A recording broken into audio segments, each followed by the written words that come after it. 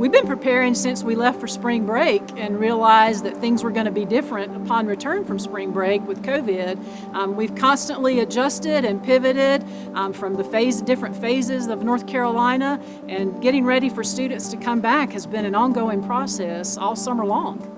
We've really worked hard in the last month to get signage ready, to get a Grubhub contract ready, to get some agreements with some food trucks to come to campus. It's been a busy endeavor, but we're really excited about welcoming students back and showing students how we can keep them safe and provide some delicious dining options for them. You'll notice it right when you walk in our front door with signage that says entrance versus exit. You'll notice that we have hand sanitizing stations at the entrances. We have arrows on the floors. We have some Mountaineer boot prints on our floors of where we want you to stand. We have socially distanced the tables so that the tables are 6 feet apart.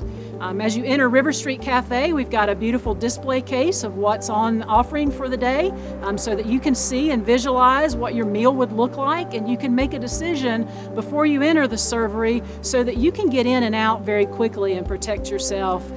Cafeteria style service doesn't work very well right now. So we're streamlining the process. We're limiting self-service areas. We have to. So instead of a build your own salad bar, the one in Sanford Commons is a built for you salad bar.